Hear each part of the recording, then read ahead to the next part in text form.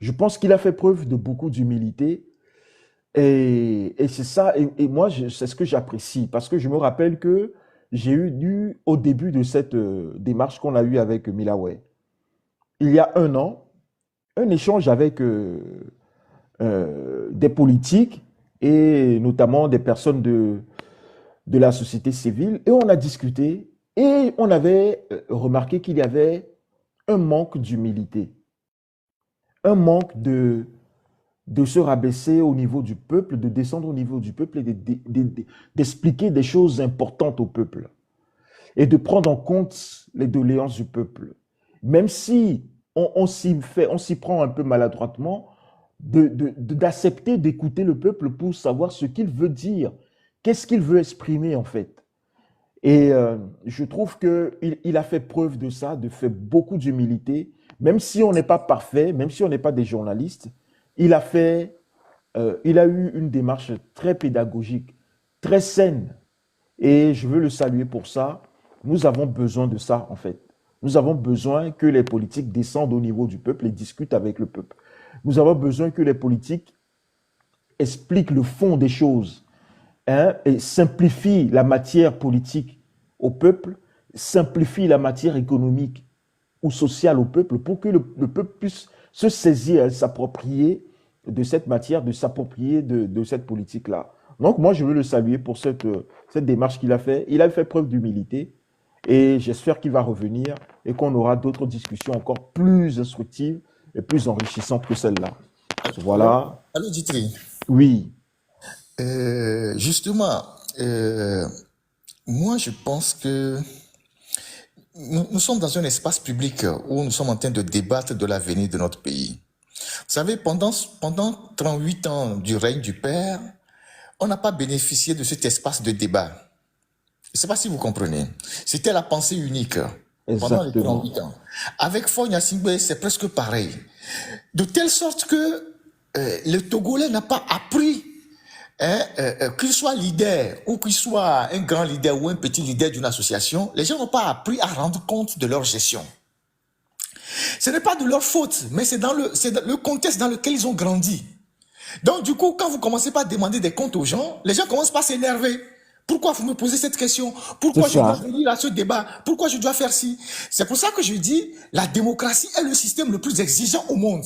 Si vous voulez gouverner un pays demain, vous devez être capable de rendre compte de la gestion de 1 franc, de 10 francs, de 100 francs, de 1000 francs. Donc, c'est ça la démocratie. Vous ne pouvez pas dire, parce que je suis président, je suis au-dessus du peuple, je ne dois pas rendre compte. Je suis député, je ne dois pas rendre compte. Non. La démocratie, c'est le système qui est le plus exigeant en matière de reddition des comptes. Donc, vous avez vu ce qu'il a dit. Il dit qu'à un moment donné, l'opposition a eu des turpitudes. Mais quand on les évoque, quand on évoque ces turpitudes-là, il y a des gens qui se fâchent. Mais, mais, mais attendez, c'est pas possible. Autant nous sommes exigeants aujourd'hui avec Faure Gnassingbé parce qu'il dirige très mal notre pays, autant nous prévenons ceux qui vont diriger demain notre pays qu'on ne serait pas complaisant envers eux. Il faut le leur dire maintenant. Ce n'est pas après avoir chassé le régime que des gens vont venir et ils vont croire qu'ils vont faire pareil. Parce que si nous chassons les Gnassingbé aujourd'hui et que le système de gouvernance ne change pas, on aura tout perdu. On aura pratiquement tout perdu. Donc, autant nous sommes sévères dans ce que les Gnassingbé font aujourd'hui, autant nous disons directement à ceux qui vont arriver demain que si le pouvoir là tombe dans vos mains, on ne va pas croiser les bras pour vous regarder parce que vous avez été opposant. Ah mais non, pas du tout. Pas du tout. Donc, c'est ça que nous devons inculquer dans la tête des Togolais. Nous sommes par exemple des journalistes, vous êtes Exactement. des leaders d'opinion. C'est ça que nous devons mettre dans la tête des Togolais. Que quel que soit le dirigeant qu'on aura demain, il doit rendre compte de la gestion qu'il fait du pays. Il doit rendre compte de la gestion qu'il fait du pays. Donc, nous devons cesser de déifier les gens. Nous devons cesser de faire des gens des prochains dictateurs parce que j'ai été de son parti, bien je suis de son parti. S'il vient au pouvoir, on ne doit pas le critiquer. Mais non. On voit dans les médias les pays où hein, il y a, je sais pas, c'est pas des démocraties parfaites, mais on voit comment on malmène les ministres quand on va dans les auditions publiques. On malmène les premiers ministres. On malmène les gens devant l'Assemblée nationale. Qu'est-ce que tu as fait de ce projet? Qu'est-ce que tu as fait de ci, de ça? Donc, nous anticipons le Togo de demain. Moi, je ne suis pas un homme politique. Je ne sais pas si Mirawe a des ambitions politiques, mais nous faisons en sorte que demain, celui qui aura la destinée de notre pays soit quelqu'un qui rencontre les populations. Et pour gérer un pays, il faut être humble. Il faut être capable de rendre compte. C'est de ça que nous parlons. Donc, les gens ne doivent pas, quand on le dit, les gens ne doivent pas prendre ça en mal. Sauf s'ils ne sont pas de vrais démocrates. Sauf s'ils veulent changer ceux qui sont là aujourd'hui pour faire pareil comme eux. Moi, je suis journaliste. Je ne voudrais pas que demain, quelqu'un prenne le pouvoir et commence par envoyer des journalistes en prison parce qu'on l'aura critiqué. Commence pas à envoyer des opposants en prison parce qu'on l'aura critiqué. Commence pas à dire, oui, pourquoi vous m'avez critiqué, on vous avoue en prison. Donc, c'est la mentalité des Togolais qu'il faut changer. Parce que les gens ont vécu dans un parti unique pendant des années et n'ont pas été habitués au débat public.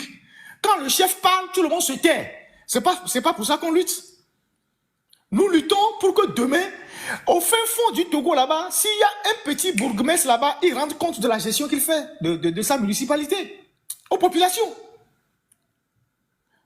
C'est ça la réalité que nous voulons. Dans les pays développés, dans les petites structures de gestion du pays en termes de décentralisation, dans les mairies, il y a les comités des populations qui posent directement des questions aux maires. S'il y a un franc qui disparaît, les gens demandent en même temps. Et c'est comme ça que ça remonte jusqu'au président de la République.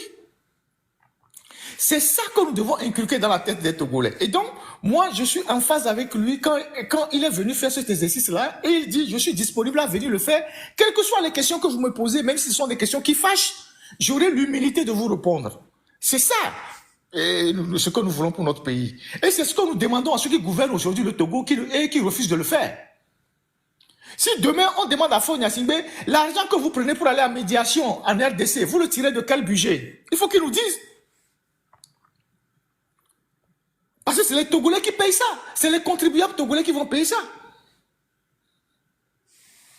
Donc voilà ce que j'ai voulu dire à la suite de ce que tu as dit. Et je pense que il faut maintenir le rythme et la flamme de ce genre de panel pour que on puisse continuer par sensibiliser nos concitoyens, nos compatriotes, et qu'on amène les gens à faire la part des choses.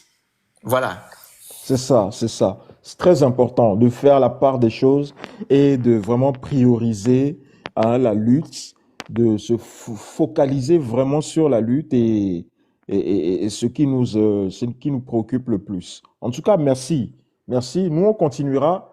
Merci pour l'encouragement. On continuera. On viendra avec des sujets intéressants. On essaiera de mettre ce sujet à la disponibilité du peuple pour qu'il puisse voir, comprendre et essayer d'entreprendre quelque chose de constructif pour son lendemain. C'est tout ce que nous voulons. En tout cas, merci beaucoup, grand frère. On continue. Mirawe, est-ce que tu es là? Je pense que tu as fait une petite pause. Est-ce que tu pourras remettre en grand le sujet d'aujourd'hui? Alors aujourd'hui, nous avions prévu, on va monter les gens. On va monter des gens. On va reprendre le cours ou peut-être monter des gens pour donner leur avis sur l'entretien. Voilà, je suis de retour. Oui, je vais peut-être monter les gens pour que vous puissiez nous donner votre retour, votre ressentiment sur l'entretien, et ensuite après on enchaîne avec le rapport. Sur le rapport. Voilà. On fait comme on a fait la dernière fois. Donc voilà, je vais passer la parole donc à Monsieur Viclair. Tu étais là tout à l'heure, donc on va peut-être passer la parole à le parrain. Oui, ça serait vite fait. Ok, Viclair, vas-y. Je vais arrêter comme Monsieur Bourlan, je vais arrêter tout de suite. C'est juste pour placer quelques deux mots, si vous me le permettez. Oui, vas-y. D'accord. Franchement, Mirawe Djitri, vous êtes le numéro 10. Ça, je vous le dis en toute franchise. Il y a de cela 15 jours, vous avez reçu Madame Adjamagbo, j'étais justement au volant. J'ai suivi l'entretien et franchement, j'étais vraiment découragé. Parce qu'il y avait trop de langue de bois, les choses n'étaient pas claires. Cette fois-ci, j'ai vu un homme politique qui maîtrise effectivement ces sujets, qui ne se fâche pas, même si les questions blessent, il essaie d'être humble. Je suis tellement ravi et je vous confirme que vous êtes toujours le numéro 10. Vous êtes plus que les bons journalistes. Merci à vous, alors les dynamiques. Je vous embrasse tous, on est ensemble. Après, bye bye, ciao. Merci beaucoup, Viclair. On est ensemble, on est ensemble. Pas de souci. C'était la semaine dernière, Madame Adjamagbo, et elle nous a dit qu'elle reviendra. Donc, on est tout à fait ouvert de son invitation. Dès elle souhaite, elle peut revenir. Ok, Monsieur le parrain, Egbel Miagbo, vous pouvez ouvrir votre micro, s'il vous plaît. Monsieur le parrain, vous êtes là, le parrain, votre micro, le parrain. Ok, le parrain n'est pas là. Maya, monsieur ou madame Maya, vous avez la parole. Bon, ah mais ils ont fait une erreur pour monter ou quoi? Monsieur User24, vous pouvez ouvrir votre micro, s'il vous plaît? Non, on montre d'autres personnes, hein. Bon, Modo, est-ce que tu peux faire tourner, s'il te plaît? Apparemment, il y a des gens qui ne sont pas... Ok. Monsieur Maoulida, vous êtes là? Ok, tiens. Oui, ok. Madame Dame de Cœur, ok, Dame de Cœur, vas-y, tu peux prendre la parole. Ok. Madame Dame de Cœur, vas-y. J'attends que, voilà. Je tiens à vous remercier. En tout cas, aujourd'hui, ce fut un régal, hein. On en a pris plein les oreilles.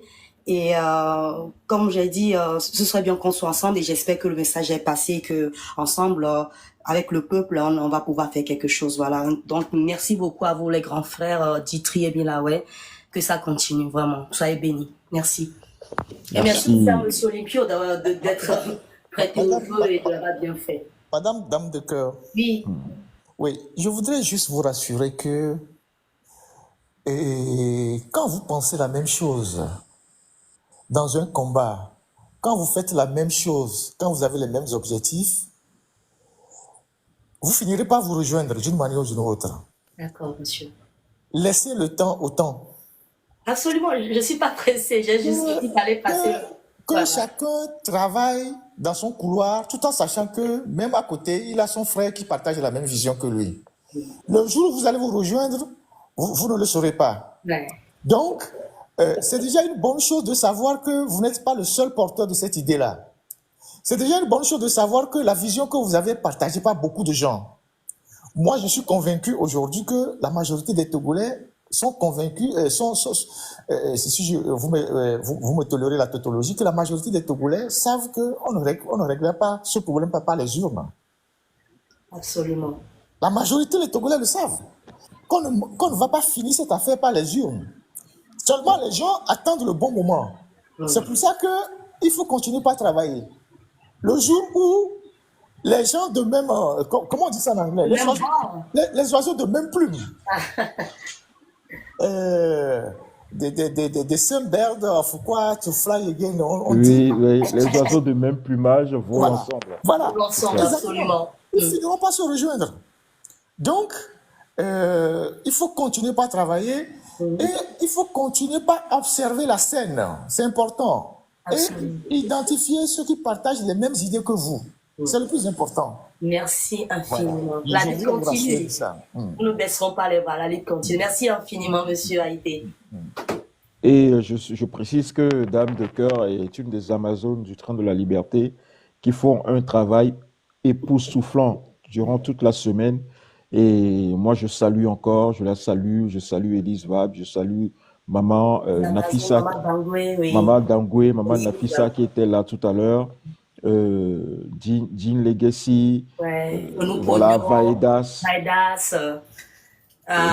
Zebra Togo, Maman Zebra, plein d'autres. Voilà, Maman Zebra Togo, Marc Damokomba, voilà, tout le monde. Maman Lado, WFG, enfin, on est nombreux.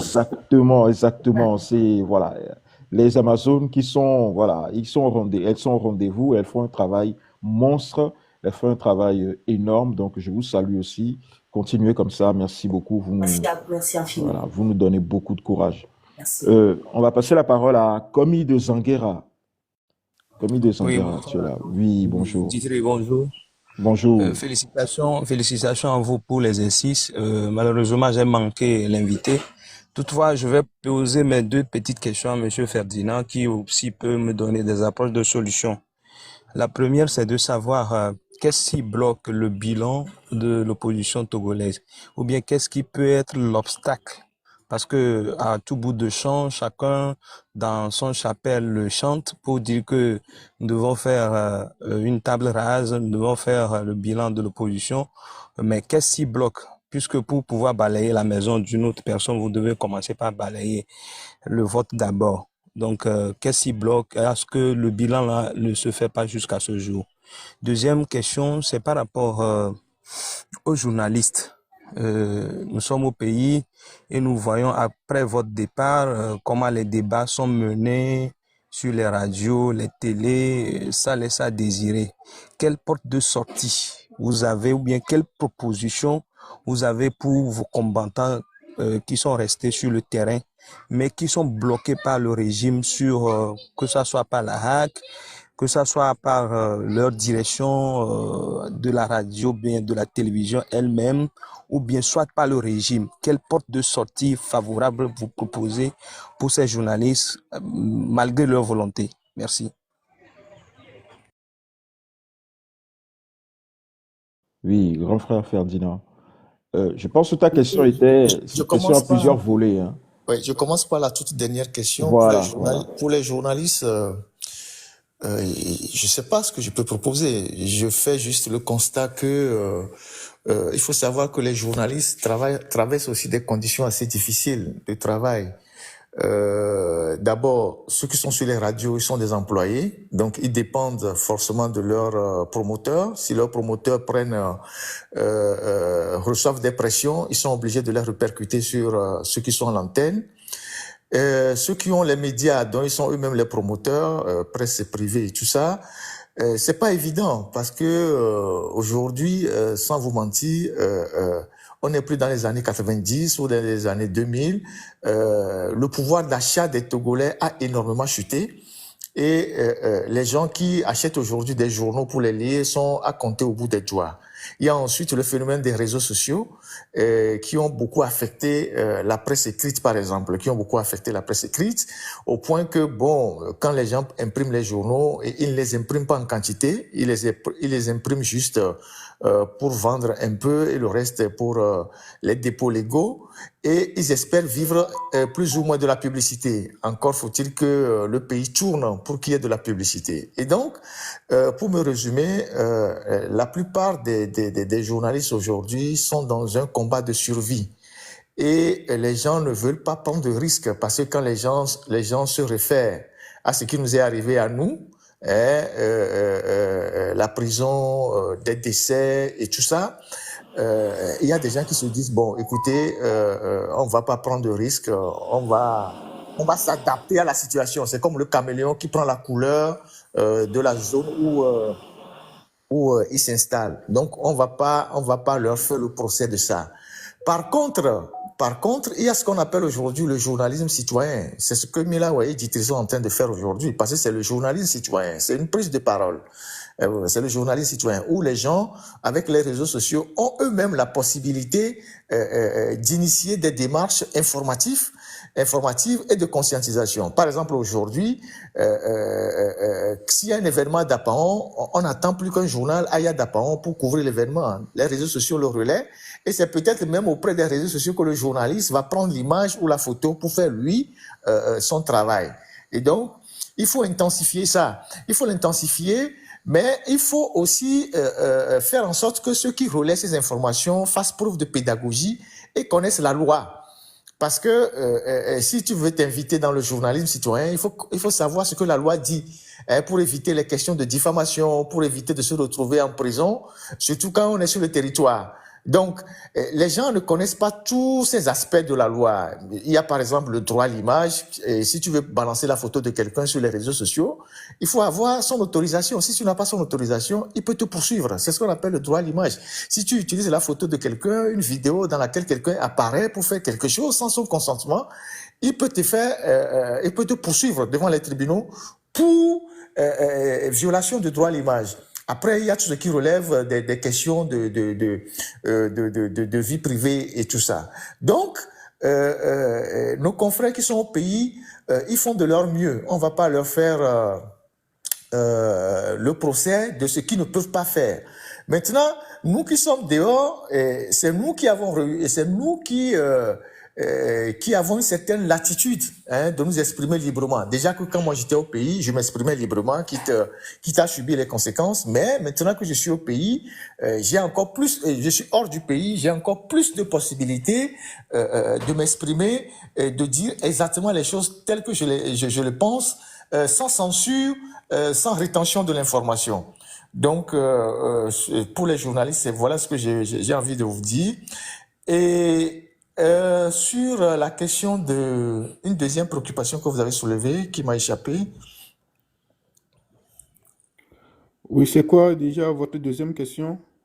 C'était le bilan de, Ouais, le des bilan, le bilan de opposants. l'opposition. C'est vrai que souvent on en parle, mais c'est un exercice difficile aussi pour la classe politique. C'est pas facile pour des gens de s'asseoir pour faire leur propre comment on peut appeler ça, autocritique. Gestion. Voilà, autocritique pour dire, voilà, on a fait telle année de parcours, ceci a marché, ceci n'a pas marché. Certains ont tenté de le faire, d'autres, la majorité non. Mais j'avoue que c'est un exercice qui devait permettre à l'opposition elle-même de se régénérer, non seulement à travers les idées, mais aussi à travers les hommes. Et si vous observez très bien la scène politique togolaise, quand vous prenez les partis qui ont émergé depuis 90, la plupart de ces partis ont presque disparu ou n'existent que de nom aujourd'hui parce que effectivement au cours de leur parcours, ces partis n'ont pas réussi à un moment donné à faire le break pour faire un check-up pour pouvoir réfléchir à leur propre stratégie, à faire des réformes internes, à repositionner les idées et les individus qui portent ces idées-là. Donc les partis sont restés accrochés aux leaders jusqu'à ce que les leaders ne meurent et les partis ont connu des crises. C'est ce qu'on appelle le mythe du président fondateur. Les gars, à un moment donné, ils se sont dit, c'est moi qui ai créé le parti, je dois gérer le parti jusqu'à ma mort. Et quitte à ce que, bon, après moi, le déluge peut arriver. Et beaucoup de partis politiques ont souffert de ce mythe du président fondateur. Vous prenez les partis, le K, un peu la CDPA, l'UFC, le PDR, tous ces partis n'existent pratiquement plus aujourd'hui. Ils n'ont pas survécu à la prise de l'âge de leur leader ou à la mort de leur leader. Et une fois que le leader est décédé, les partis se sont mis. Il y a eu des crises internes et ça a volé en éclats. Plusieurs branches ont émergé de ces partis politiques-là, contribuant ainsi à affaiblir les forces démocratiques, mais aussi à entretenir la confusion dans l'opinion. Donc, la question que vous posez est assez pertinente. Normalement, si l'opposition était décidée à se résoudre à ce travail-là, elle devait permettre en réalité de faire émerger de nouvelles idées, de faire repositionner les individus et de faire avancer les choses. Mais ça n'a pas été le cas. Bon, c'est un constat, on ne peut rien faire. Merci Ferdinand. On va passer la parole à le parrain. Oui. Milawe, vous permettez, je vais descendre, vous permettez. L'exercice de chaque, l'exercice de chaque Est-ce que vous samedi. avez encore une question? Non, pas, c'est une proposition avant de descendre. Oui. J'épouse l'exercice de chaque samedi que vous faites en français, mais j'aurais aimé que vous trouviez des gens dignes qui pourront le faire en nos langues, en nos dialectes, séparément sur d'autres panels pour que l'information puisse arriver à tous. Merci, c'était la proposition. Merci. D'accord. Merci. Le parrain, ton micro est fermé. Alors, le parrain n'est pas là. On passe à Fiogan. Fiogan, bonjour. Fiogan, ton micro est fermé. Bonjour. Et c'est une grande fierté de parler sur cette panel. Et je tiens à vous dire merci beaucoup, merci infiniment, merci notre cher journaliste Haïté, merci Ditri, parce que ce que vous faites pour la nation est sublime. Ce que moi j'ai à dire, on est derrière vous, en avant, on va retrouver un de ces quatre, notre liberté. Au nom de Tout-Puissant et au nom de nos ancêtres ancestrales. Merci à vous. Comme Ok, mon prédicateur il vient de le dire, il faut essayer aussi de faire cette émission dans nos patois, dans nos langues vernaculaires, que ce soit Kabié, Kotokoli, parce que Ditrier, le deuxième là, Mila, Milawe, je tiens, franchement, je me mets à genoux pour vous dire merci. Mais il faut réfléchir à faire cette émission dans nos patois. Au moins au Togo, nous avons au moins 20 ou 30 dialectes différentes chez nous. Je tiens à vous dire merci beaucoup, que la lutte continue. Je m'arrête là, merci. merci. Je vois que le fait de réexpliquer, bien réexpliquer les émissions, bien les lives qu'on fait dans nos langues locales est vraiment est pertinent, c'est important.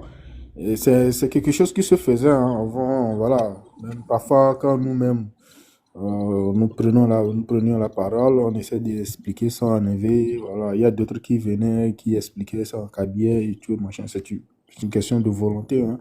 Voilà, de volontariat, quoi. Donc, c'est ça. Si vous connaissez des gens qui sont prêts à faire ce travail de volontariat, nous sommes preneurs. D'accord? Voilà, c'est ce que j'ai à dire, à répondre à ça. Monsieur Kozi, bonjour. Monsieur Kozi, ton micro est fermé. Ouais, bonjour. Oui. Vous avez une appréciation, mais une question à poser au grand frère Ferdinand? Ah non, mais seulement pour vous apprécier de tout ce que vous faites, de votre éclairage. Donc, on peut seulement demander longue vie à ce que vous faites. Non, c'est tout. Bon, ok, merci. Messan, rebonjour. Rebonjour, faux Ditri, faux Milawe. Bonjour, faux Ferdinand. Bonjour à tous. Nous avons encore eu une semaine mouvementée, animée et riche en émotions, comme souvent ces derniers temps. Après tout, quoi de plus normal quand on mène une telle lutte?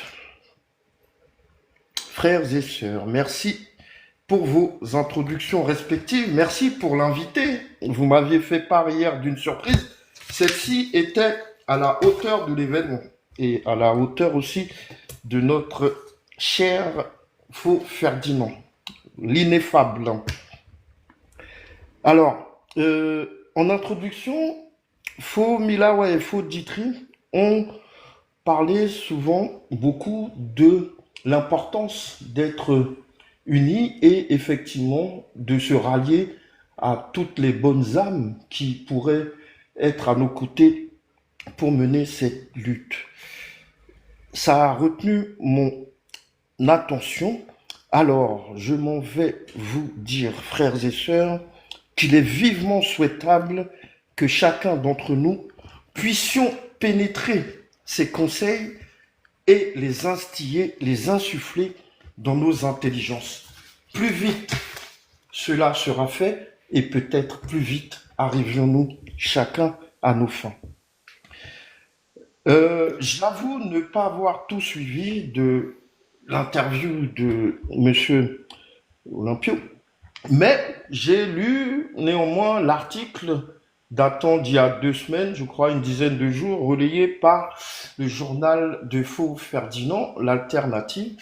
Et à travers cette intervention, cette interview, j'ai cru quand même voir ou lire qu'il était donc plus proche de nos idées ici défendues, mais c'est peut-être plus facile pour lui parce que il n'est pas d'un parti politique, il ne représente pas un parti politique, il est là en tant que société civile ou en tant que une âme, un concitoyen comme chacun d'entre nous. Et on voit bien que à la lecture de ce qu'il nous dit, il est plus enclin. Et je crois que c'est le premier que j'entends dire clairement le mot dictature.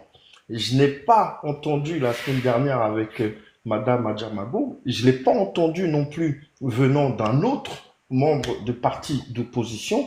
Et d'après la réponse que vient de nous apporter Fou Ferdinand sur la question précédente, il est difficile pour tous ceux qui sont sur le territoire national d'avoir cette posture-là. Ils ne peuvent pas prononcer le terme dictature comme nous, on le fait. Bien évidemment. Les journalistes aussi, ça va être compliqué pour eux. Il n'est pas ici question de leur jeter la pierre ni l'opprobre, mais juste essayer de comprendre aussi la situation.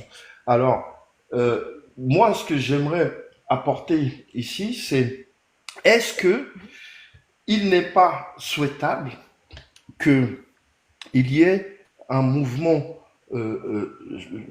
comment dirais-je, subite, hein, quelque chose qui sort de nulle part et qui prend tout le monde de court et qui s'appelle tout simplement la révolution. J'ai l'impression que le vœu pieux que nous avons, c'est celui-là, mais l'exercice est compliqué eu égard au contexte politique et à la précarité extrême, hein, de la population. Ils sont plus enclins à chercher de quoi survivre, survenir à leurs besoins, et c'est compliqué pour eux d'être concentrés sur autre chose. Alors, Faux Ferdinand, est-ce que, sincèrement, on peut croire que ce mouvement puisse être généré, peut venir de nulle part, ou doit-on inlassablement, infatigablement continuer l'exercice que chacun d'entre nous faisons ici depuis X temps pour espérer que ce soulèvement puisse sortir de terre? Merci, merci à Fomessa. Moi, j'ai souvent des gens qui m'interpellent, hein, qui me disent pourquoi tu fais tout ça? Les Togolais, ils sont pas conscients. Il faut les voir dans la distraction, il faut les voir danser, il faut les voir dans les futilités. Et moi, je leur réponds gentiment. Moi, je fais pas ça pour les Togolais. Et si ce que je fais, ça profite aux Togolais, c'est tant mieux. Mais moi, je lutte pour moi-même, je lutte pour mon pays, je lutte pour des valeurs, je lutte pour mes enfants. Je voudrais pas que demain, mes enfants vivent dans un pays comme ça. Donc, je ne lutte pas pour un leader, moi. Et c'est ça que nous devons comprendre. Si vous êtes quelque part, peut-être dans une réunion, ou vous allez dans une grande assise, on vous demande, vous êtes d'où? Vous allez dire que je suis Togolais, vous le direz avec beaucoup de peine. Parce que si vous dites que vous êtes Togolais, la première question qu'on va vous poser, si on veut se moquer de vous, on va dire, ah, c'est le pays où, c'est le pays gouverné par le père, le fils, et tout ça, là, ça devient un royaume. Et vous allez baisser la tête. Ou bien, vous avez des gens qui, une fois visité votre pays, et qui savent que le pays n'a pas évolué sur le plan des infrastructures. Dès que vous dites que, voilà, vous êtes Togolais, vous avez une certaine gêne, une honte. Et donc, c'est pour être à l'aise dans la vie de tous les jours que nous nous battons pour que notre pays soit aussi un pays normal. Donc, ceux qui se battent parce qu'ils ont un intérêt immédiat, ou ceux qui se battent parce qu'ils suivent un leader, c'est eux qui sont souvent déçus. C'est eux qui sont souvent déçus, c'est eux qui disent, ah, opposons les blémis, même ils battent pour l'opposant. Mais on ne lutte pas pour les opposants. D'ailleurs, qui sont ceux qui sont les opposants? C'est tous ceux qui ne sont pas d'accord de la manière dont le pays est gouverné. Un leader ne symbolise pas l'opposition, c'est tous ceux qui ne sont pas d'accord de la manière dont le pays est gouverné qui représente dans l'ensemble l'opposition. Donc, continuons pas à travailler. C'est vrai que un régime de ce genre, comme on l'a connu dans la Rome antique, vous savez, les Romains, ils disaient du jeu et ils avaient fait beaucoup de distractions. Vous voyez, ils aimaient faire beaucoup de distractions, et c'est le propre des régimes autoritaires, d'occuper les populations à des futilités, de détourner l'attention de la jeunesse sur les futilités. Mais il faut que nous comprenions que dans toute révolution ou dans tout projet de sensibilisation qui aboutit à un changement, c'est la minorité qui tire la majorité vers le haut.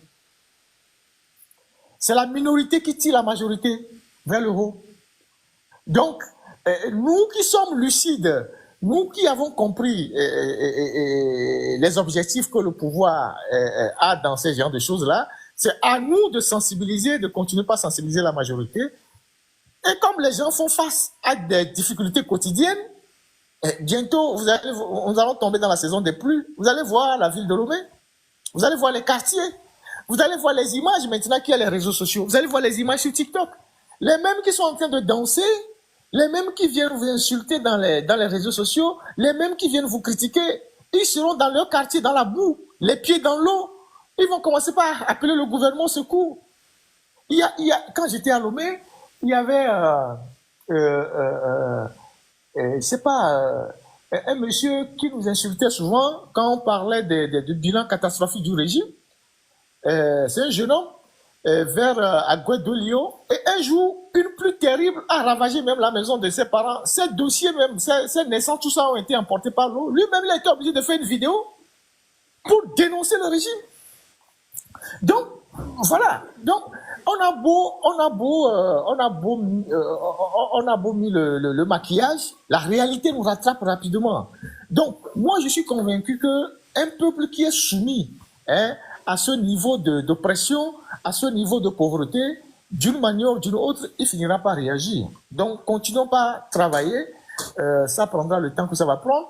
Nous pouvons l'assister de notre vivant, ça peut être derrière nous, mais le plus important, c'est qu'un jour, les Togolais reprennent leur liberté. C'est ça. Donc, voilà ce que j'ai à dire de manière...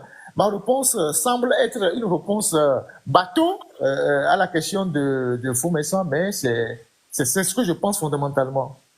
C'est ça. Merci. Elle convient amplement au contexte et à la situation. Donc, je m'en satisferai. Diffère. Oui, allô? Bonjour. Bonjour, diffère. Merci beaucoup au binôme Dimitri et puis Milawe qui... Ce n'est pas Dimitri, hein? Attention. Ah, Dimitri? C'est Ditri et non Dimitri. C'est le fondateur de la ville de Lomé, hein, c'est pas un russe. C'est ça, non? C'est ça, Ditri et puis Milawe, c'est ça? Oui, c'est ça. Ok. Excusez-moi si j'ai un peu abîmé votre nom. Mais je vous remercie énormément parce que vous avez fait un travail énorme. Je salue de passage aussi notre grand journaliste Ferdinand. Je salue aussi tous ceux qui sont sur ce panel. J'ai une petite question, je ne sais pas si elle sera pertinente à Ferdinand. Je voudrais savoir, est-ce que, vu que c'est nos leaders ou les partis politiques là, qui finalement, on n'arrive pas à les comprendre, est-ce qu'il est possible de demander au peuple aujourd'hui la dissolution totale de tous ces partis politiques, y compris le RPT Unir? Voilà ma question. Merci. Moi, je pense que si vous faites un sondage, je pense que la majorité des Togolais vont vous répondre par oui. Ça veut dire que les gens ont en leur tête, où les gens se disent il faut revoir tout ça. Parce que d'abord, c'est pas normal que dans un tout petit pays comme le Togo, on ait plus de 100 partis politiques. Donc, on ne comprend même pas le rôle de certains. Ils sont là à brouiller l'espace public et à semer la confusion. Mais ce n'est pas aujourd'hui qu'on peut le faire. Vous voyez, dans un élan de révolution, les révolutionnaires peuvent prendre toutes les décisions. Vous avez vu quand, en France, là, il y a eu la révolution de 1789. Avant même, on a saisi beaucoup de biens de la noblesse. Et même du clergé. On a dit, tel palais, ça revient au peuple. Tel monument, ça revient au peuple. Telle église n'a plus le privilège. Et donc, demain, le peuple qui a la légitimité, qui se soulève, qui a la légitimité, peut décider de dissoudre tous les partis politiques et de définir de nouvelles règles pour la création des partis politiques. Donc, je suis entièrement en phase avec vous, mais ça ne peut pas se faire maintenant. C'est quand le peuple va prendre le contrôle du pays. Et quand je parle du peuple prendre le contrôle du pays, c'est-à-dire le peuple va dicter la loi, que le peuple dira, on n'a plus besoin de tout ça. Je ne sais pas si j'ai répondu à votre préoccupation. Oui, voilà. Merci beaucoup. D'accord, du fait. Kwevi, bonjour. Ouvre ton Oui, micro. bonsoir tout le monde. Et je ne vais pas vous remercier parce que, comme on le dit souvent, Kokolo Moudana Akpena et Kokolio, parce que nous devons fier d'avoir Kokola Dike. Bon, j'ai une question, j'ai deux questions. La première va directement à mon idole, notre Baobab Ferdinand Ité. Je veux savoir, Monsieur Ferdinand, est-ce que vous préparez des jeunes journalistes d'investigation comme vous pour prendre la lutte après vous? Parce que la raison pour laquelle je pose la question, c'est que au Togo, je sais qu'il y a beaucoup de journalistes d'investigation. Mais vu les conditions dans lesquelles ils travaillent, beaucoup se sont ralliés au pouvoir pour prendre le pot de vin et ne font plus leur travail comme étant journalistes. Mais vous avez quand même un peu le dessus de tout ça là pour nous donner des vraies informations. Est-ce que vous préparez quelques jeunes pour prendre la relève? Ça, c'est la première question. Ma deuxième préoccupation, je pense que ce n'est plus la question, mais plutôt une suggestion. Et ça va à l'endroit de tous les compatriotes qui luttent pour la libération du Togo. Ne serait-il pas bon que ceux qui sont devant la lutte aujourd'hui, ceux qui ont créé des mouvements, ne serait-il pas bon que qu'ils fassent de sous-oreilles pour les critiques à leurs égards? Parce que les jours précédents, j'avais vu sur les réseaux sociaux, il y a des leaders, je ne dirais pas les leaders politiques, ou bien les leaders des partis politiques, les leaders, moi je l'appelle les leaders parce qu'ils ont créé des mouvements pour la libération du Togo.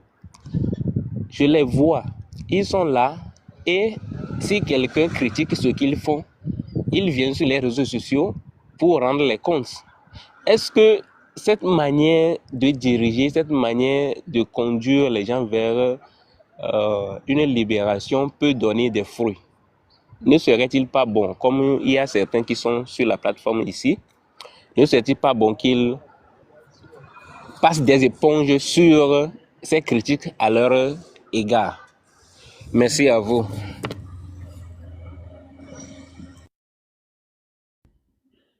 Oui, Ferdinand, ton micro est fermé. Oui, Voilà, c'est bon. merci beaucoup, Ditri. Merci, Mila. Oui. Non, est-ce que je forme les gens? Pour que je forme les gens, il faut que je sois sur place. Déjà, il faut savoir qu'il y a de très très bons journalistes au Togo. Et c'est les conditions de travail qui sont difficiles pour la plupart d'entre eux. Et vous verrez que quand les Togolais sortent du pays, ils sont rapidement engagés dans les grands médias. Dans les grands médias, ça veut dire qu'il y a de la compétence, il y a du talent, les gens sont bien formés, y compris ceux qui se sont formés sur l'État. Et c'est nous-mêmes qui nous dévalorisons et qui font que, bon, on pense qu'il n'y a pas suffisamment de très, très, très, très grands journalistes au Togo. Il y en a eu par le passé, il y en a encore aujourd'hui, il y en aura demain. Et bon, moi, avec ma petite équipe, bon, aujourd'hui, on travaille, on n'est plus sur le même territoire, on travaille à distance et j'essaye de faire passer ce que je peux faire passer. Mais je pense que si Dieu nous prête vie, on prendra le temps de passer correctement le flambeau et pour que les autres puissent continuer. Déjà, tout le monde n'est pas porté vers l'investigation parce que l'investigation, c'est que tu vas chercher des ennuis. Le journaliste d'investigation, c'est comme le reporter de guerre. C'est la version la plus compliquée du journalisme. Tu ne cherches que des ennuis en réalité. Si c'est pas les condamnations, si c'est pas les procès, c'est la prison. parce que tu t'es donné pour objectif de fouiller dans les poubelles, de titiller les plus puissants, de sortir leur derrière. Eux aussi ne vont pas te laisser tranquille. Ils vont si vous avez la moindre idée de nombre de procès comment appelle-t-on, Mediapart a souvent en France, ou le Canard enchaîné, vous pouvez imaginer ce que ça donne.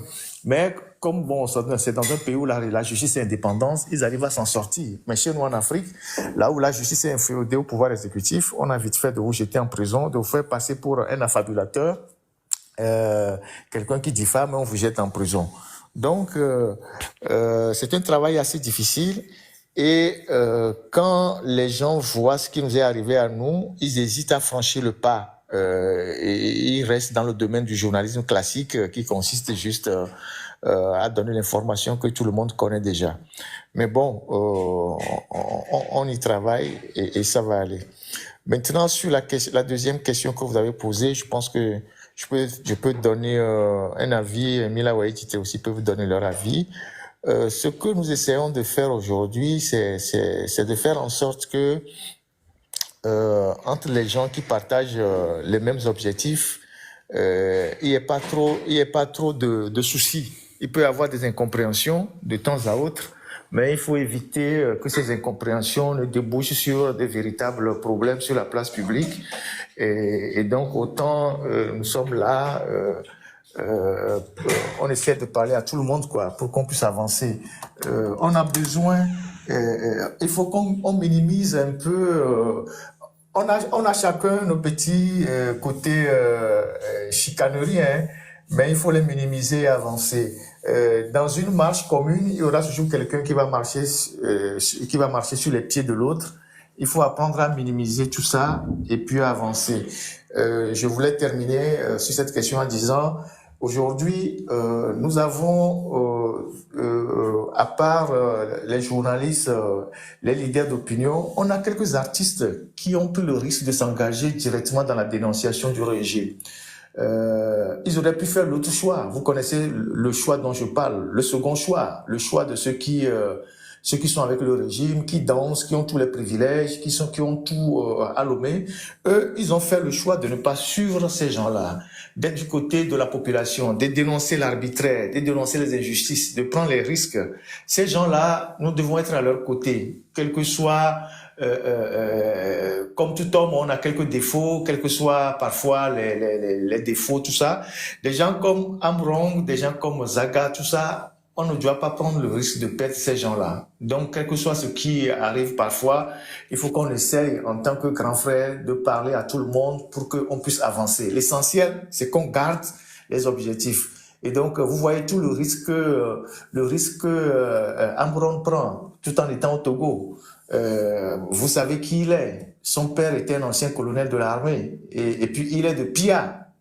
Les deux éléments réunis, vous imaginez le risque qu'il prend. Mais il est là tous les jours à faire des lives. Et des gens comme ça méritent d'être soutenus. Des gens comme Zaga aussi méritent d'être soutenus parce qu'ils sont aujourd'hui du côté des artistes, les porte-voix de la dénonciation. On doit les soutenir.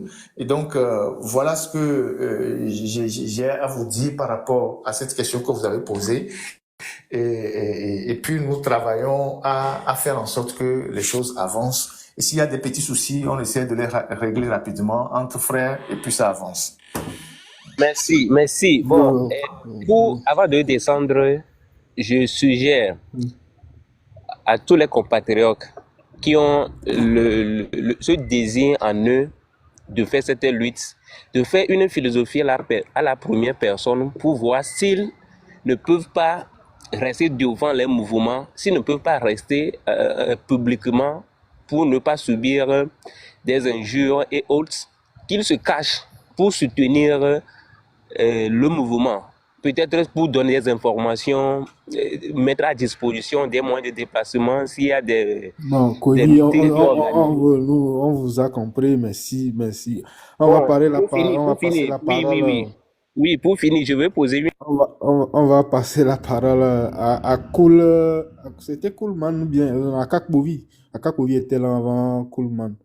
Akakovi, bonjour. C'est bien, c'est bien. Bonjour, bonjour, monsieur Ferdinand, au grand journaliste Mila et au grand journaliste Ditri. J'admire beaucoup vos Et connaissances. vous ne sont pas des journalistes, Akakovi. Vous Attention, l'avez nous ne sommes pas des vous l'avez bien journalistes. fait D'accord? l'exercice. Bon. J'ai beaucoup aimé. On a eu à être un peu déçus le samedi passé, mais vous avez bien fait aujourd'hui.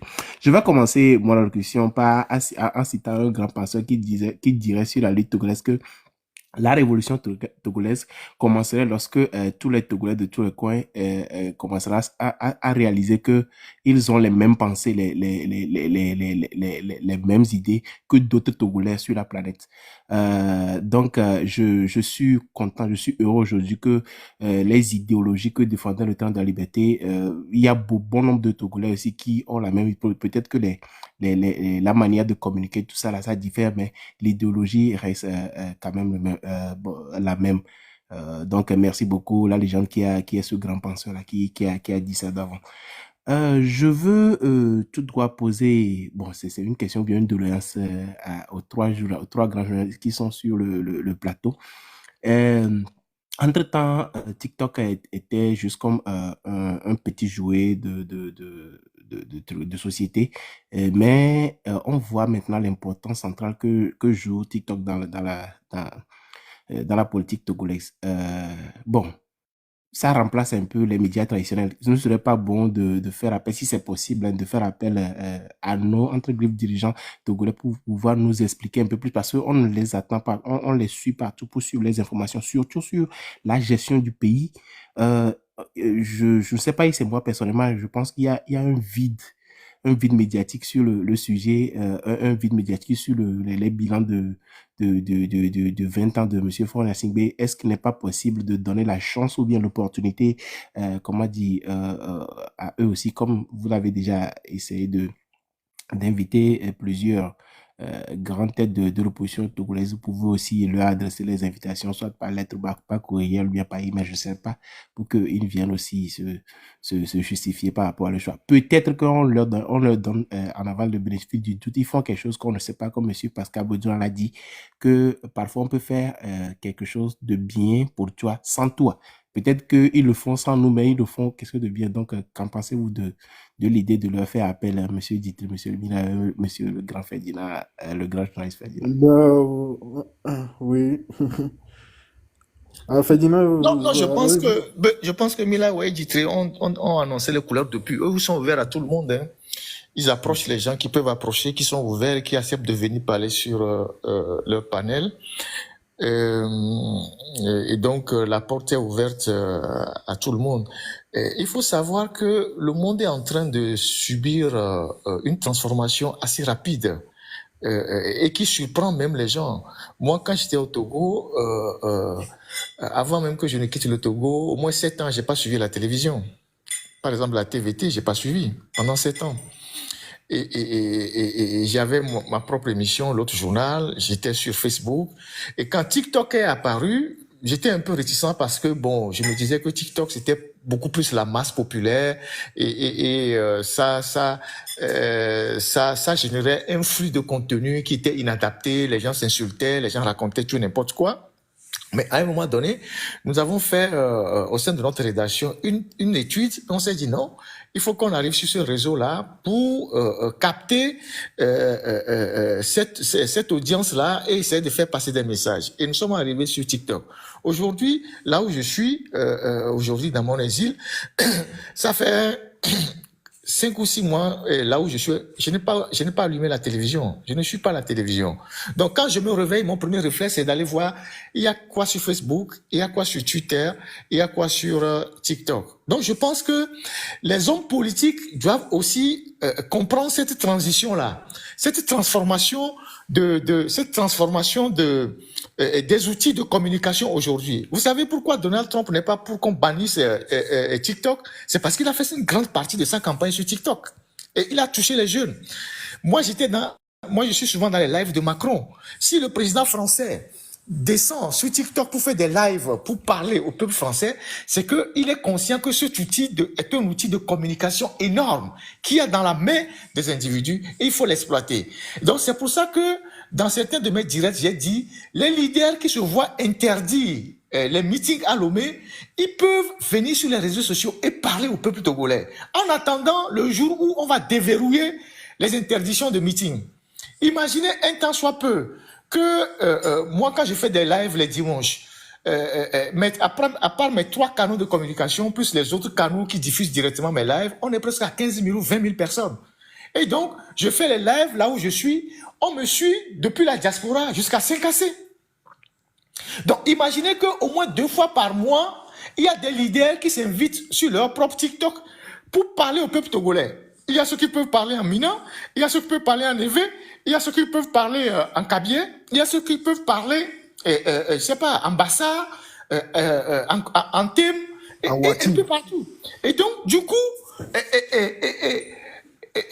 n'oubliez pas qu'une fois que le leader aura fini de parler, il fait une version française et il fait une autre version dans sa langue.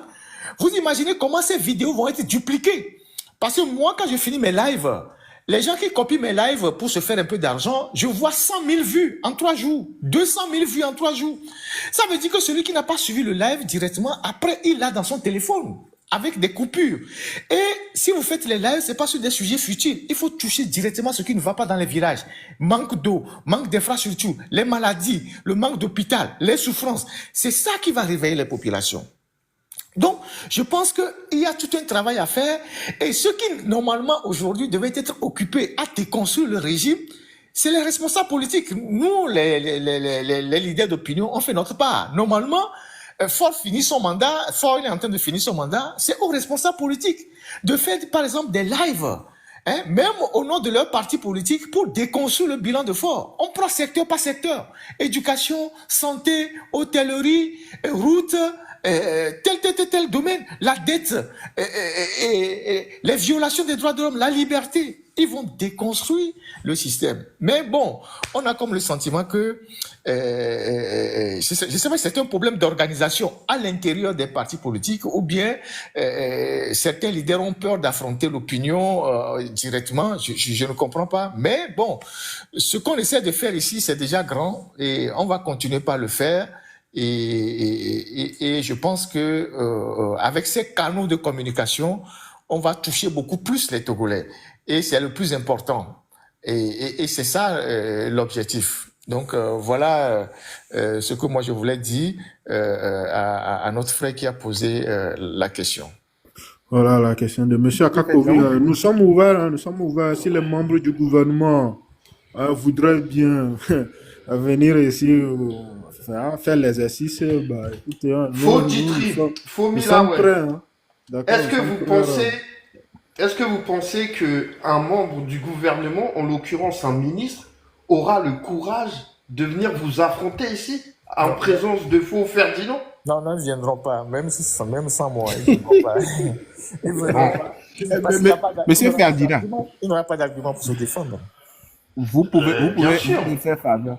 Vous pouvez faire la faveur à Ditré, avoir le communiquant, les comptes des ministres que vous connaissez déjà. Je pense que il vient souvent dans vos lives, vous connaissez leur compte. Comme ça, il peut leur écrire en privé. Ouais, mais ils viennent en sous-marin. Ils viennent pas à visage découvert. Ils viendront pas parce que là-bas, même la prise de parole se fait sur l'instruction du chef de l'État. Vous comprenez ça?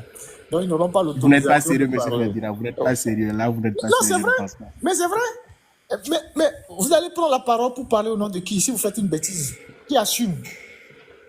Mais ils vont demander la permission d'abord avant de prendre la parole. Si c'est vrai, c'est grave alors. Et vous savez l'effet qu'aujourd'hui les réseaux sociaux ont. Je vais vous donner un autre exemple. Vous voyez les artistes. Avant les artistes, tout ce qui est artiste là, les gens allaient demander, suppléer les journalistes de les recevoir dans les émissions culturelles. Aujourd'hui, les artistes n'ont plus rien à foutre avec les radios. Ils n'ont plus rien à foutre avec les télévisions. Ils veulent faire leur propre promotion, ils allument leur live, ils parlent, ils ont leur propre télévision, c'est les réseaux sociaux. Donc du coup, avant, les journalistes qui prenaient un peu qui avaient un peu de, je sais pas comment dire ça, qui étaient un peu, qui avaient du mépris vis-à-vis des artistes ou bien qui étaient guindés. Ouais. aujourd'hui, les artistes disent merde aux médias traditionnels parce qu'ils ont leur TikTok, ils ont leur Instagram, ils peuvent parler directement à leurs fans.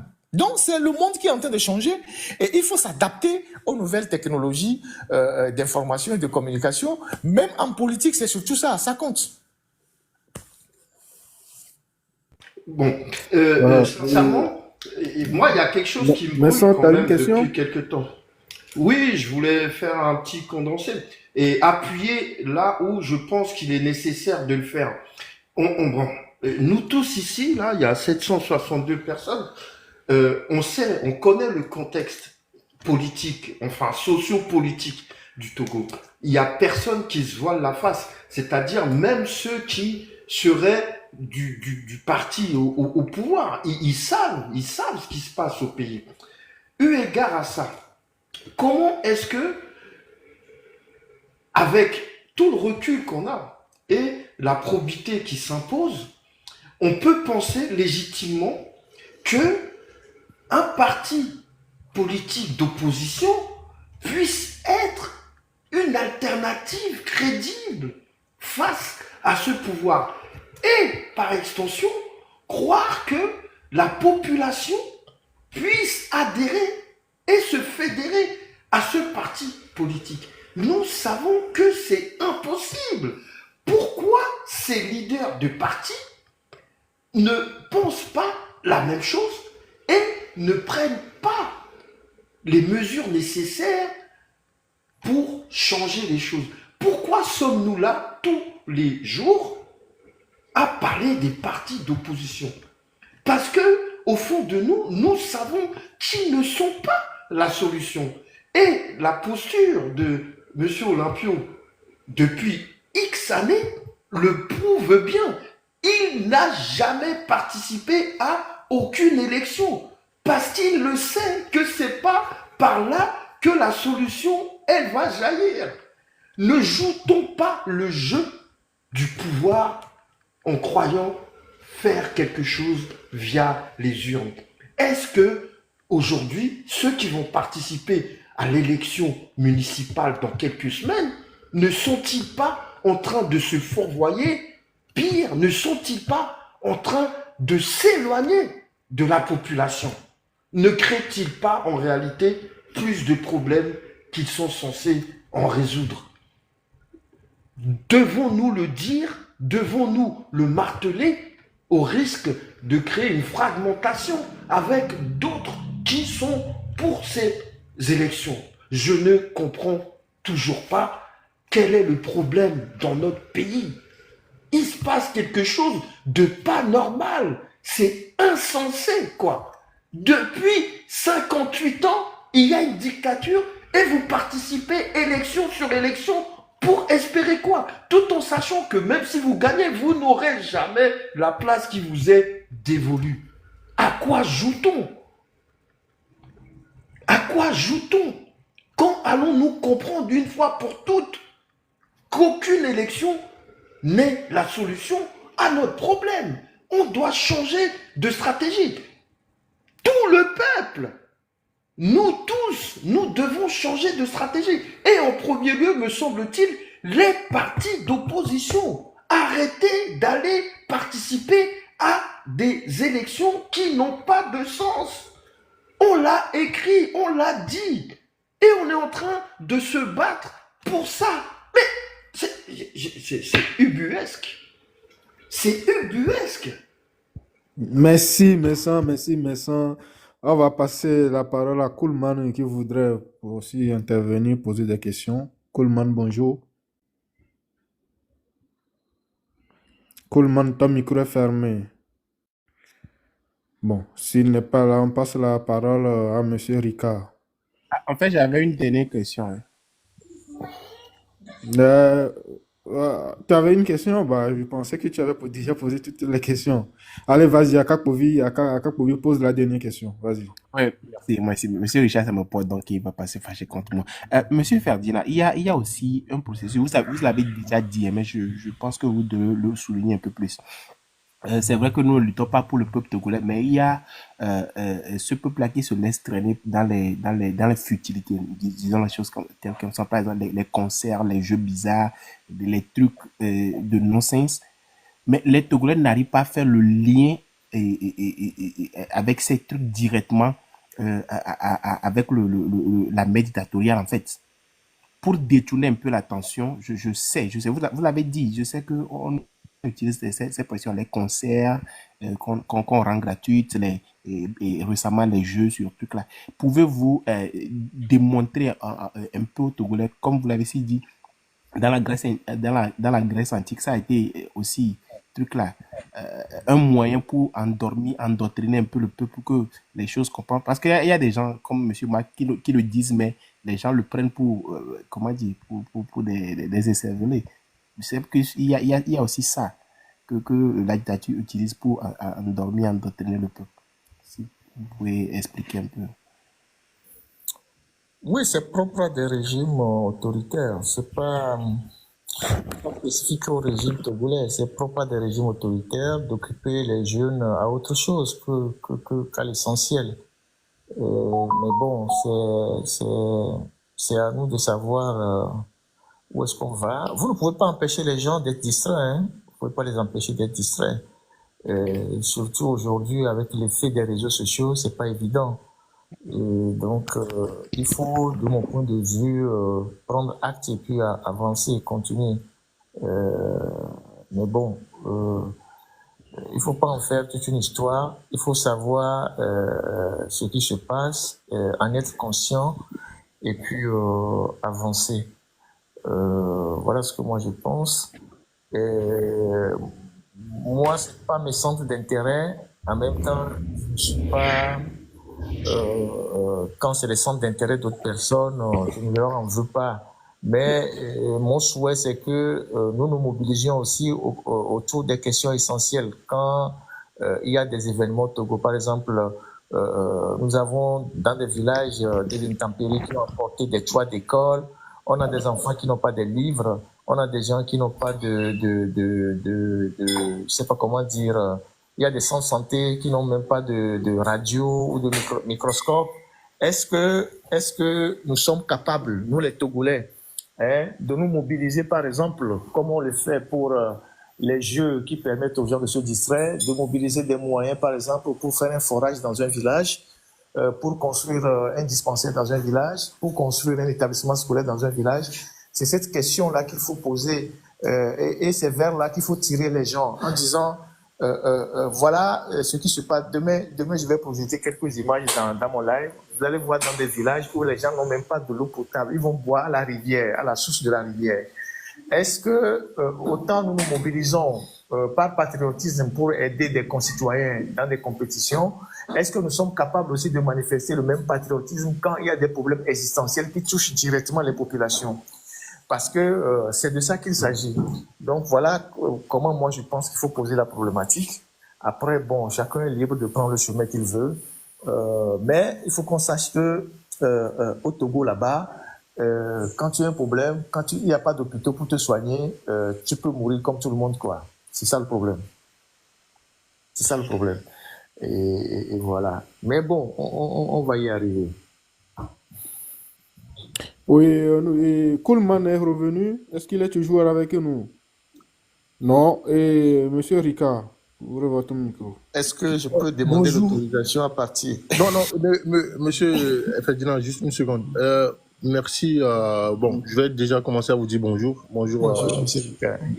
Bonjour au grand-père. Et je voulais déjà commencer à saluer les interventions de l'émission de Mila, si je peux me permettre, chaque samedi. Et nous autres, ça nous permet de voir dans toutes ces dimensions ce qui se passe dans notre pays. Merci à Ditri pour ton intervention sur l'économie, sur la genèse de l'économie togolaise, sur mon panel que je me nourris chaque matin. C'est devenu une bible pour moi. Et je voulais saluer Monsieur Ferdinand. Je suis très reconnaissant pour TikTok de me permettre de parler avec vous, ce qui n'est pas du tout gagné d'avance. Et je salue justement votre format que vous avez commencé à faire depuis un mois maintenant et l'évolution que ça a eu. Donc voilà, je voulais justement inviter mes frères et sœurs togolais à prendre cette espèce de conscience que nous avons du mal à prendre et justement, comme vous avez dit, comme vous avez su le dire, faire preuve comment je dirais, de savoir ce qu'est la priorité.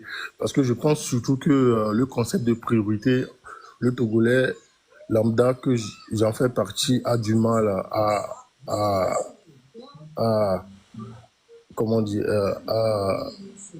à faire preuve de cette connaissance de priorité. En fait, dans la vie, il y a la priorité. Par exemple, si tu as 1000 francs, vaut mieux aller faire des courses et faire le repas que d'aller jouer avec au Isbet. Pour ceux qui... en fait, c'est un exemple banal. Bon, je voulais justement vous dire merci pour tout ce que vous faites et vous dire que il y a certains d'entre nous qui vous écoutent avec beaucoup d'attention et continuons. Nombreux sont les fois que j'ai voulu arrêter, mais je me suis dit que avec l'interview de monsieur Olympio ce matin, j'ai compris que je suis pas fou, que je suis justement sur la bonne voie. Bon, je vous dis bon week-end et bien des choses à tout un chacun de vous.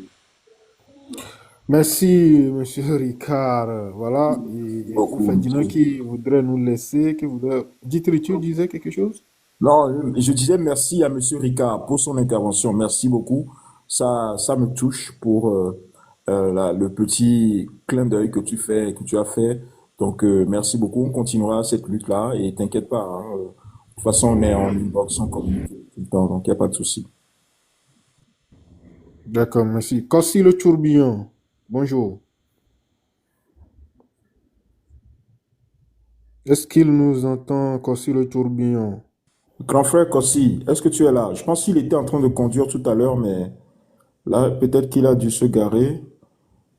Grand frère Kossi, est-ce que tu es là? Kossi, peut-être que... Non, je pense... Écoutez, il n'est pas là. Je ne sais pas s'il y a d'autres questions, hein, ceux qui veulent poser des questions. Bon, il y a plein de... Non, on pourrait soumettre l'exercice du samedi à Faux Ferdinand. Il pourrait peut-être nous brosser et nous mettre l'eau à la bouche pour son live de demain. Oh, j'ai pas grand-chose demain. Tout a déjà été dit ici. J'ai pas grand-chose demain. Donc, oui, même on avait prévu parler du rapport là, mais je pense que nous allons reporter ça, hein, les amis. non, il n'y a pas de souci.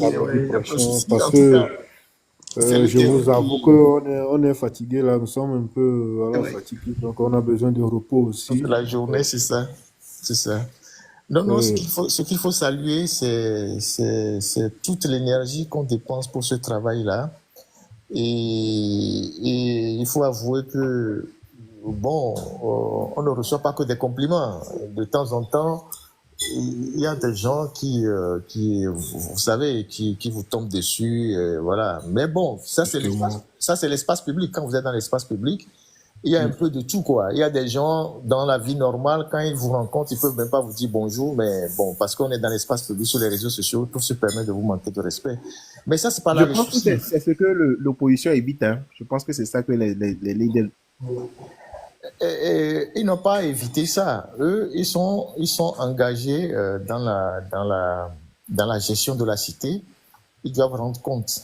C'est pas seulement l'opposition, tous les acteurs politiques. Eux, ils doivent rendre compte. Autrement, si vous ne voulez pas rendre compte, vous allez créer votre propre entreprise, vous gérez, personne n'a rien à foutre avec vous. Mais quand vous invitez dans la gestion des affaires publiques, quel que soit le niveau où vous êtes, vous devez rendre compte. Et les gens ont le droit de vous demander des comptes. Et les gens ont le droit même de vous réprimander, de dire nous ne sommes pas d'accord avec vous. Vous voyez? Parce que c'est les impôts des gens que vous utilisez pour travailler. C'est ça. Et donc, il y a tout un travail de changement de mentalité qu'il faut faire au Togolais pour que les gens comprennent que ceux qui ont en charge la cité, ce sont le terme ce sont les ministres. Les ministres, c'est des serviteurs. Les ministres, ce pas des rois, ce pas des princes, ce pas des gens qui sont au-dessus de la loi, ce sont des serviteurs. Et donc, en tant que serviteur, il doit se soumettre à la loi, il doit se soumettre au principe de la reddition des comptes. Mais c'est un travail qu'il faut faire et qui prendra avec le temps. Et je suis d'accord avec M. Nathanaël qu'il faut que de plus en plus de jeunes s'impliquent dans la politique. Et demain, ce sont ces jeunes-là qui vont relever le pays sur le plan des compétences et de tout ce qu'on peut imaginer. Donc, moi, avant de partir, je tiens à féliciter nos deux compatriotes pour le travail immense qu'ils abattent. Passer toute une journée à faire des lives ici, à élaborer des questions, à recevoir des hommes politiques et tout ça, ce n'est pas du tout facile. C'est le week-end pascal. Ils auraient pu être aussi avec leur famille, leurs enfants, leur épouse, mais ils l'ont sacrifié pour être aussi ici. Et ceux qui nous suivent doivent comprendre que ça crée aussi des désagréments à la maison avec les femmes et les enfants. Justement, comment vous le J'entends souvent la légende crier sur ses enfants. Quand il est en direct, là, il y a un enfant qui fait du bruit autour de lui. Il est obligé de... Justement, Faux Ferdinand, vous me tendez la perche pour une question collégiale à vous, à Faux Ditry et Faux Milaway.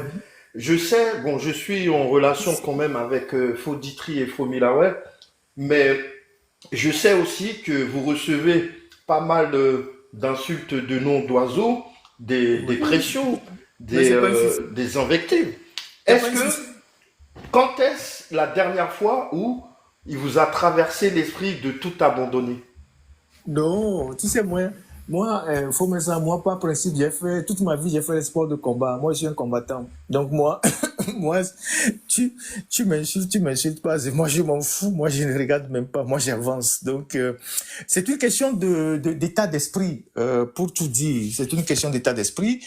Vous imaginez, j'aurais pu abandonner quand je suis sorti de prison, quand je suis parti en exil, quand il y a eu mort d'homme dans cette histoire-là, j'aurais pu évoquer un traumatisme. C'est pas une atteinte psychologique pour abandonner, mais une fois que tu t'engages contre ces gens-là, même si tu abandonnes demain, ils vont te chercher, hein, parce que tu leur as fait déjà beaucoup de dégâts. Donc ils vont te chercher. Donc il faut rester dans la droite ligne de combat que tu fais, et il faut pas se décourager, il faut pas abandonner. Ditry, par exemple, j'échange avec lui, j'échange avec Milaway, mais pour vous dire, en toute vérité, ceux qui sont sur le panel, je ne connais pas leur vrai nom. Et j'ai jamais demandé à savoir leur vrai nom. Ça peut vous paraître bizarre, mais c'est ça la réalité. Pour moi, c'est des compatriotes qui sont engagés pour la libération du Togo, qui font un travail énorme. J'ai pas besoin de savoir plus sur eux. Je ne sais pas où est-ce qu'ils habitent, je ne connais pas leur véritable identité, mais on échange. C'est le plus important. Donc, eux, par exemple, demain, après tout ce qu'ils ont fait là, mais s'ils abandonnent et ils décident même de rentrer à Lomé, ils vont les arrêter. Vous êtes d'accord avec moi? Absolument. Mais ils vont les arrêter. Oui, bien sûr, ils sont en danger, clairement. Mais ils vont les arrêter. Et donc, pourquoi ils vont abandonner? Pourquoi ils vont abandonner? Donc voilà, donc moi je suis dans cette optique-là, et donc moi je minimise vraiment les attaques et tout ça. Moi je multiplie tout ça par 0, et c'est pas le plus important. Le plus important, c'est l'impact que tu as dans le pays, c'est le message que tu fais passer, c'est l'audience que tu as dans le pays, et pour moi c'est le plus important. Dans la vie, tu auras toujours des détracteurs. Mahomet en a eu, Jésus en a eu, Bouddha en a eu. Je suis certain que si le bon Dieu même descend, il aura des détracteurs. Donc voilà, on ne va pas faire l'unanimité pendant notre parcours sur cette terre, quoi. Donc il faut avancer. Oui, voilà. Faux Ditry, Faux Milaway, j'ai pas eu votre réponse. Mais ça, tu connais déjà notre réponse. On n'abandonnera jamais. Mais Moi, je veux reposer la question autrement. Hier, tu avais la réponse. Tu reposes ça encore aujourd'hui. Never give up. D'accord? Never give up. Oui, parce qu'aujourd'hui, il y a un auditoire. Ça n'a pas le même impact, n'est-ce pas? Mais il n'y a pas d'abandon, hein, les gars. Il n'y aura pas d'abandon. Hein. Il faut que ça soit soit clair dans votre esprit. Hein. On va jusqu'au bout, hein, avec la victoire. Hein. Voilà, nous on revient avec la victoire, c'est ça. Il faut que ça soit dans votre esprit. Voilà. je veux reposer la question autrement. Peut-être que M. Ferdinand a déjà fait cet exercice-là. Vous êtes de très bons, bon, disons, vous êtes de très bons journalistes, mais vous êtes de très bons économistes aussi. Vous avez les capacités requises pour conduire un ministère, comment dire, au Togo. Et si on vous proposait un ministère dans l'optique de venir redresser et comment dire, l'économie togolaise, accepteriez-vous sous le régime actuel? Mais attendez, monsieur Kakouvi. Vous avez eu, Ford lui-même, c'est un économiste, n'est-ce pas? Bon, il paraît-il. Oui, mais moi, c'est un usurpateur. Non, c'est un économiste, n'est-ce pas? C'est ce qu'on dit, non? Ah, bon, c'est un usurpateur, voilà. faut faire du nom. On le sait tous. Il a fait George Washington et il n'a pas pu redresser le Togo. Ça, c'est un. Lui-même, il est économiste. Il a fait venir quelqu'un du système des Nations Unies, très compétent, Humbo. Il n'a pas pu rien redresser. Il est entouré de Dominique Strauss-Kahn, dont les compétences ne sont pas sujets à caution, n'est-ce pas? Il a Tony Blair, il a Carlos Lopez, il a, je ne sais même plus qui, tous les dirigeants de la Banque mondiale, là. Tous les conseillers qui gravitent autour, tous les conseillers qui gravitent autour de lui. Et s'ils ne l'ont pas aidé à redresser l'économie, qu'est-ce que les pauvres comme nous, Milawe, Djitri, on va aller faire dans cette merde-là? Vous comprenez ce que je veux dire? Donc, parce que ce que vous dites là, ça me permet pour finir, de rentrer dans un détail. C'est ce que les gens croient naïvement. Les gens disent, on va aller changer le système de l'intérieur. Vous êtes qui pour changer le système de l'intérieur? Vous êtes qui pour changer le système de l'intérieur? Quand vous irez dans le système, vous verrez que vous ne pouvez rien changer de l'intérieur parce que le système est fait de telle sorte que vous n'aurez aucun moyen de changer quoi que ce soit de l'intérieur. C'est ça la réalité. Et donc, les opposants qui sont allés au gouvernement en disant on va aller composer avec le régime, peut-être que c'est à l'intérieur qu'on va changer les choses, ils n'ont rien fait. Ils se sont cassés plutôt là-dedans. Ils se sont cassés plutôt là-dedans. Agboibo, dans un discours après l'accord politique global, quand il est devenu Premier ministre, il disait à Faure que lui, il est sur le point de démissionner parce que les collaborateurs de Faure l'empêchaient de travailler. Mais ce qu'il n'a pas dit, c'est que c'est Faure même qui l'empêchait de travailler à travers ses collaborateurs. C'est ça la réalité. Après, il a passé 9 mois ou bien 10 mois à tourner en rond. Et puis après, ils l'ont jeté. Edem Kodjo est allé 2 fois. On ne peut pas dire qu'en termes de gestion des affaires de l'État ou administrativement, Edem Kodjo est incompétent. Mais il n'a pas pu faire grand-chose. Humbo, système des Nations Unies, il est arrivé. Mais il n'a pas pu faire grand-chose. Donc, il faut savoir que ces genres de systèmes... Kakonou, voilà. Il faut savoir que ces genres de systèmes, c'est des systèmes qui sont faits pour tirer les compétences vers le bas. C'est le nivellement par le bas. C'est le nivellement par le bas. C'est-à-dire, on amène même des gens qui sont super diplômés, qui sont intelligents à raisonner comme des bandits ou des idiots. Et c'est ce que vous voyez aujourd'hui avec toutes les universités que vous avez dans le gouvernement. Des gens qui viennent défendre l'indéfendable. C'est-à-dire, on vous ridiculise. Le dictateur s'en fout de votre diplôme. Un dictateur, il s'en fout de votre compétence, de votre diplôme. Tout ce qui l'intéresse, c'est que vous vous mettez à ses services. Quand il dit oui, vous dites oui. Quand il dit non, vous dites non. Si vous voulez le défier, vous renvoie. C'est comme ça. C'est comme ça que ça fonctionne dans une dictature. C'est ce qu'ils ont fait avec Kakonou Bouko. Au début, parce qu'on a besoin de vous pour débloquer une situation, on va vous faire la drague. On va vous dire, ah, c'est vous, hein, c'est vous. Hein. Et puis vous allez prendre goût. Et puis à un moment donné, on va commencer par vous fermer les portes petit à petit, vous frappez ici. C'est peut-être quelqu'un qui ne peut même pas être votre boy à la maison qui va vous embêter dans le système et vous n'aurez même pas le courage de dire quoi que ce soit. C'est ça. Et l'histoire est pleine d'exemples comme ça. Vous connaissez l'histoire de Diallo Telli. Diallo Telli, c'est l'un des plus grands intellectuels que l'Afrique a connu. Il était même promu pour être le premier secrétaire général noir des Nations Unies, donc avant même les Kofi Annan. C'est un Guinéen. Mais quand Diallo Telli, qui était le secrétaire général de l'OU à l'époque, voulait retourner en Guinée pour être au service de Sékou Touré, on lui a dit ne va pas. Il a dit non, comme ils sont des intellectuels, ils vont aller changer les choses. Mais il a fini au camp Boiro. Il a fini au camp Boiro. Il est mort comme un chien au camp Boiro. C'était l'un des plus grands intellectuels de l'Afrique. Il y a un livre qui est consacré à lui, La mort de Diallo Telli.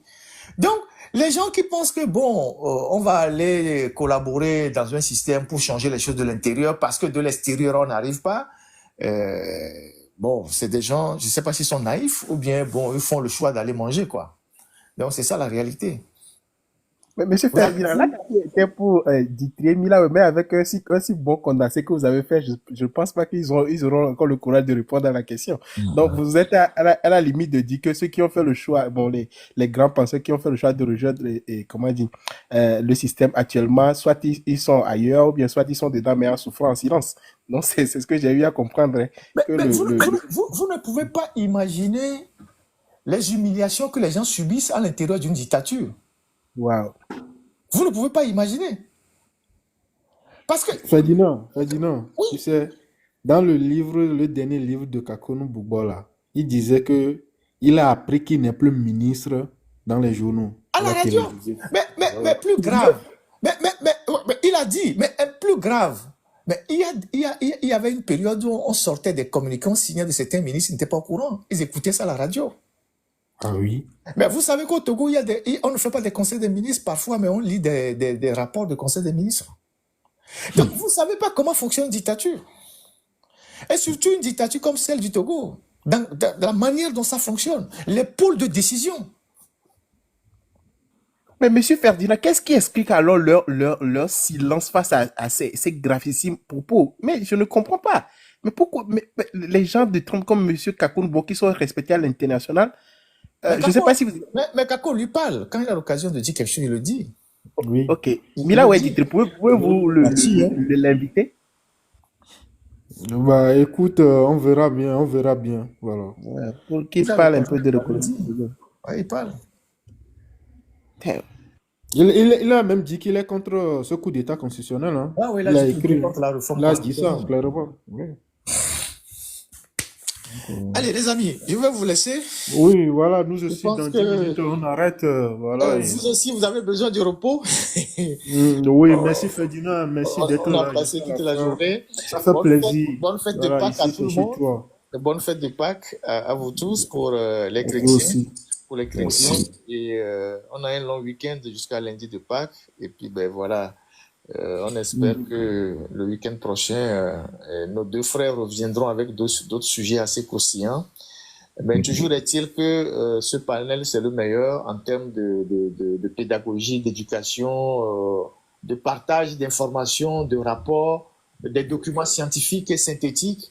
C'est le meilleur panel et il faut que nous soutenions nos deux amis qui font ce travail énorme-là pour informer nos compatriotes. Donc, bon courage à vous, Mila Weditri, et puis Fomessan qui les assiste aussi. Hein. Merci. Merci beaucoup. Merci, Faux Ferdinand. Bon Merci. samedi, bon dimanche. Ferdinand. Oui, aujourd'hui, les gens étaient un peu avares en cadeau. On Ils espère n'ont pas donné des lions. demain, ça sera meilleur. Les lions sont donnés ailleurs, pas à vous. Les lions, c'est dans Donner TV ou House of Challenge. Ils ont tout donné avant-hier. C'est normal. J'espère que vous en aurez demain pour Faux Ferdinand au moins. Ils ont tout donné. Merci beaucoup, Faux Ferdinand. Merci beaucoup, grand À frère très vite. Ferdinand. Merci Ferdinand, merci beaucoup. Les Faux gars, Ditri, nous avons Faux Mila, ouais.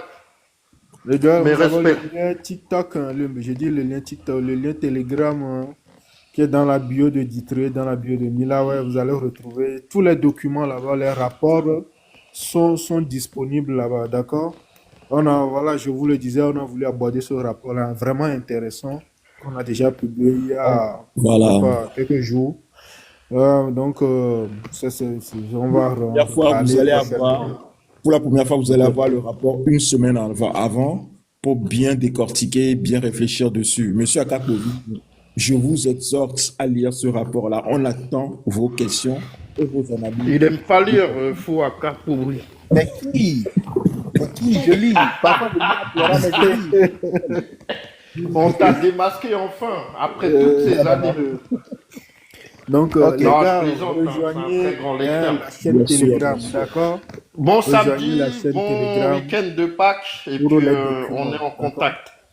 Bien que sûr. ce soit les À très documents vite. sur la dette, sur les ressources minières du Togo, les cartes, je sais pas quoi, les montants, voilà, les quantités, les rapports économiques, les rapports juridiques, et tout est dans la chaîne Telegram concernant le Togo. D'accord? Yes. Au moins, Comme d'habitude. on publie au moins 2 articles par semaine, hein. Au moins. Au Parce qu'on moins, ça. minimum. Ouais, Minimum par semaine. minimum. Donc, on vous invite massivement à aller rejoindre la chaîne Telegram pour avoir des documents sur le Togo. On ne mène pas une lutte de libération dans l'ignorance. On ne fait pas ça. C'est pour ça qu'on le dit. C'est très important. Armons-nous de connaissances jusqu'au dents. Check Anta Diop. Anta Diop, merci. Voilà. Et c'est ça. Merci. Oui, bonne fin de samedi. C'était une grande surprise. Je ne m'attendais pas. Vous m'avez bien eu encore. Une certaine sympathie. Les deux cachotiers.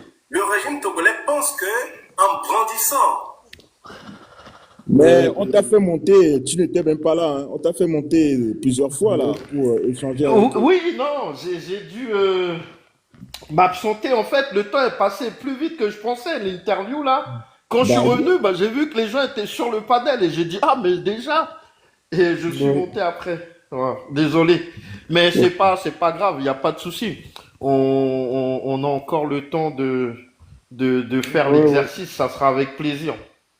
Exactement. Donc, bien joué. La surprise, vous m'avez bien eu hier. Je m'attendais pas. Je m'attendais pas à un invité. Je m'attendais à un gros dossier.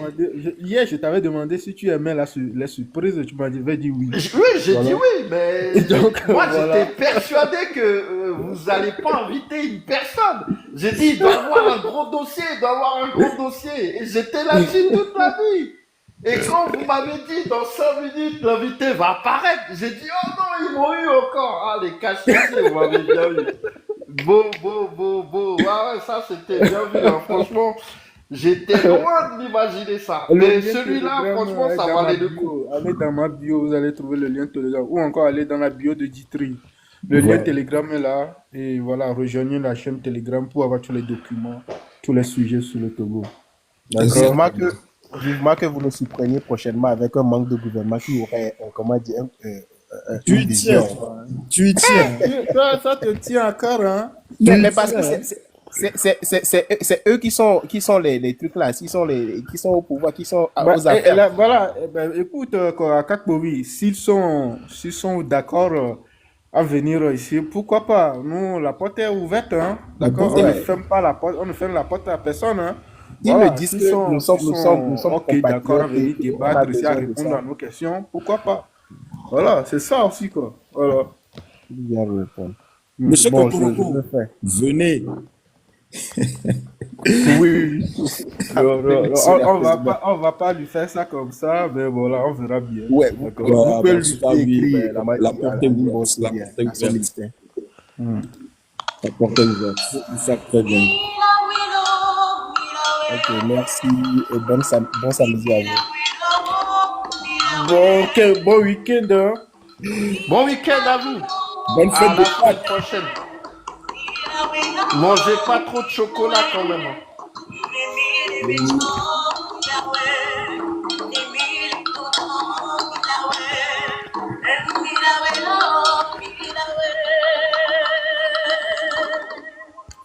Le Togo. Pour le Togo.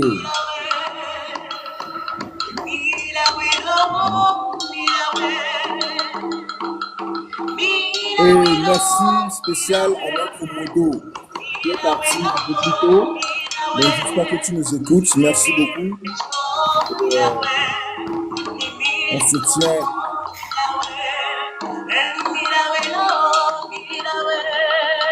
Mila Wekpe Ditri. Nous le ferons avec le cœur vaillant. Go.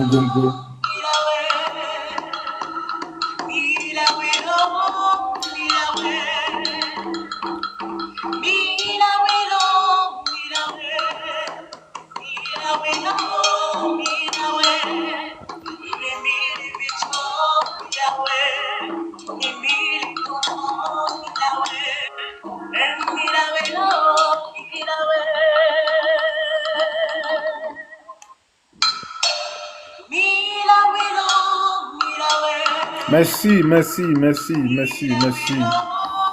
Ah, remerciez vous, hein. Merci tout le monde, d'accord? Ouais.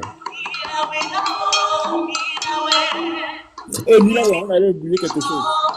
La manif du 26 avril. La manif du 26 avril à Bruxelles. N'oubliez pas. N'oubliez pas. La manif du 26 avril de la diaspora. Oui, justement, il y a une manifestation le 26 avril de la diaspora togolaise à Bruxelles. C'est samedi Rendez-vous prochain. le samedi prochain. D'accord, c'est important. Informez vos proches, informez vos amis, et voilà pour cette manifestation-là. D'accord? La diaspora doit sortir massivement et Et pour répondre que, à cet appel. D'accord? Donc, pour c'est que, vraiment important pour le Togo, pour la nation, pour la patrie. C'est important. Dodo Fuzaga Alors, on me dit Mila, ouais, aussi qu'il y a, Claude. on me dit qu'il y en a aussi à New York. Donc, aussi à New York, aussi sortez également. Ceux qui sont également aux États-Unis, à New York, sortez également pour y aller. Voilà. New York City. N'hésitez pas.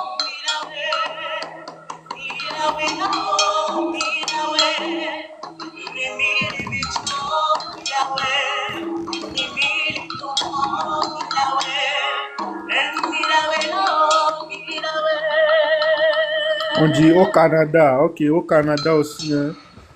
Le Canada aussi. Donc, la manifestation, c'est à Bruxelles, New York, Canada. Ou encore, c'est dans quel pays? Il y a encore dans quel pays? Il y en a en Afrique, il y en a au Togo, je ne sais pas. Je pense en Europe, En Europe, c'est c'est Bruxelles. Bruxelles, Aux États-Unis, à New York, New York, au au Canada, Canada, c'est ça. au Voilà. Canada, voilà. Au Canada, c'est Voilà. à Québec. Le compte Telegram, c'est Milaway. Le lien du compte Telegram est dans ma bio et dans la bio de Ditri. Donc, Voilà. allez dans la bio, voilà, cliquez sur le lien et juste, voilà, entrer dedans. Et qu'est-ce qu'il voulait nous dire, Justice pour affaires sûres? C'est pour nous parler de la manifestation, c'est ça? Juste une seconde. Oui, Justice. Ouais, bonsoir Mila, ouais, bonsoir Togo Ditri, et bonsoir Fomessa. Mais David est où? Bonsoir, Faux David. David, Joe pour encore, il y en a, mais là. David, Oh non, des cahiers en soirée. David, bonsoir, bonsoir. Faux David. Bonsoir. Oh, na oso fodo nous nama. Et Togbe David. Togbe David. Ok, m'ko togbe ya. Ok. Canada, toi, et Québec, y est belé. Bah, et les Washington, New York, Oui, Bruxelles. Bruxelles. Ok, New York, Washington, Bruxelles, Québec. Faut nous une manifestation là. Merci Ouais, pour le la 26. précision, David. Ouais, Voilà, voilà. merci, merci. J'espère bien Bon, et bonne fête de Pâques, Namissia. bonne fête, Nami. Bonne fête, Faux David. Amoko le Bazan, bonne fête, Nami. Ok, et bientôt, on va aussi, ciao. On se dit, Ciao. voilà, samedi prochain. Mais demain, rendez-vous chez Ferdinand. Voilà, ciao. Ciao. Ciao, ciao.